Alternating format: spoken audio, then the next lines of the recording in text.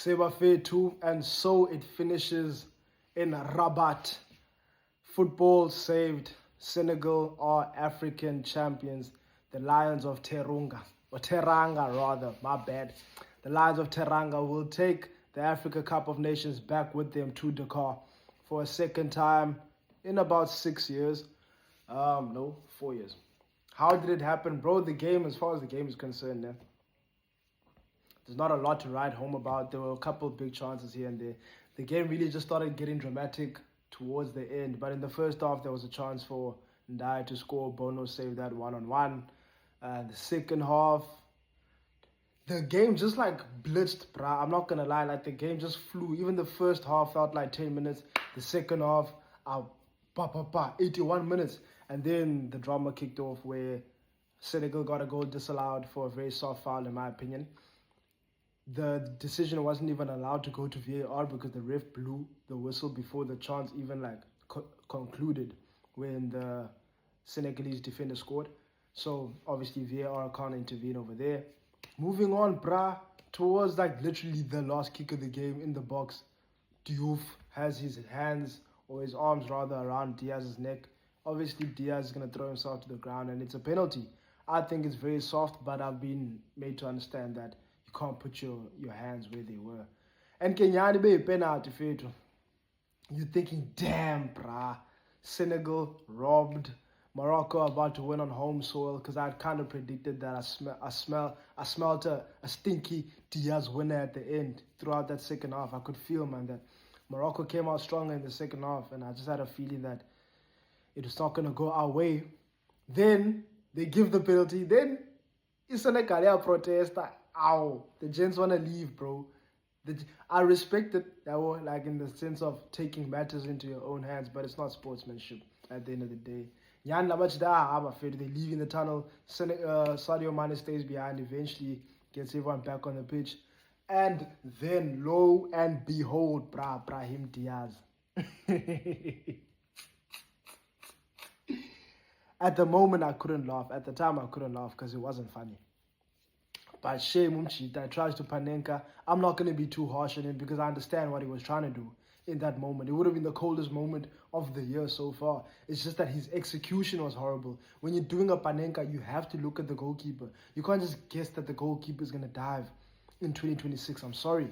Maybe back then, yeah. But in that moment, bro, you need to make sure, now you just look stupid. Now you look dumb. They're going to burn him alive in that stadium, bro.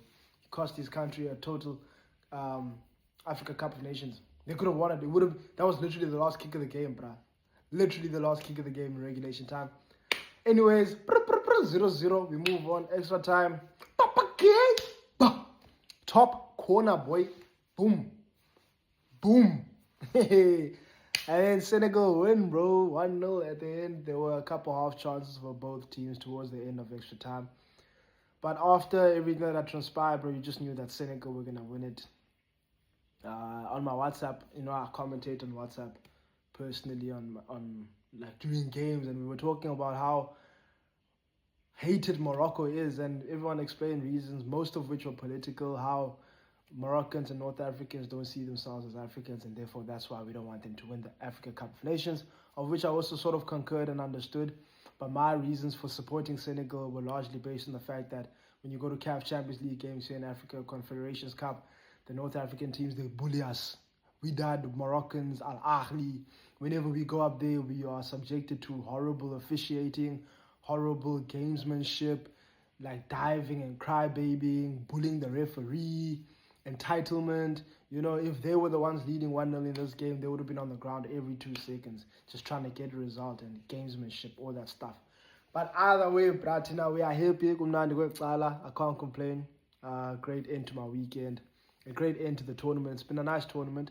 Unfortunately, I didn't get to watch all of the games as much as I would have hoped to. That's largely because of Bafana. They went out of the competition. And the way they went out just kind of killed my whole momentum. I came back in the semi-finals, though, just to finish the tournament. And yeah, what a tournament it's been. My favorite game, Zimbabwe versus South Africa, because that was the euphoria moment we experienced as South Africans. And then my player of the tournament, It has to be Brahim Diaz, bro. Askies and Jayab. You see, that's another thing that was going through his head. Like, I'm the player of the tournament. Like, I'm that guy. Like, a Panenka makes sense. Like, I'm not gonna lie, bro. I'm not gonna bully Amchita. Like, a Panenka in that moment makes so much sense, bro. It's just that it wasn't to be. Similar to how Lukman got Fulham relegated. What was that team? Yeah, he tried a Panenka in the dying moments in the Premier League. Got that niggas relegated, bro. Yeah.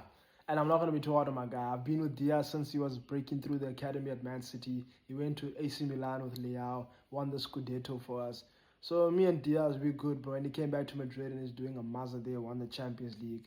I'm not going to be too harsh on that boy, man. It's all good. He'll learn from this. He's the reason why his country even got to the final in the first place. He's been stand-up player of the tournament not by far, but him and his goalkeeper, Iwobi. Actually, yeah, let's talk about that. Who is your player of the tournament so far? And yeah, good night, guys. It's Monday tomorrow. We have to go do serious things. Thank you, Morocco. You have been a treat. We enjoyed ourselves, Aswange, and we enjoyed even more the fact that you did not win.